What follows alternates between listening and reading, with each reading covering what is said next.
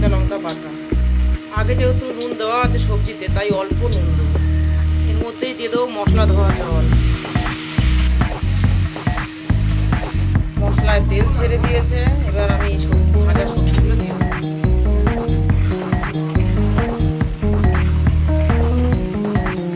রান্নায় তেল ছেড়ে দিয়েছে, এবার দেবো সামান্য জল।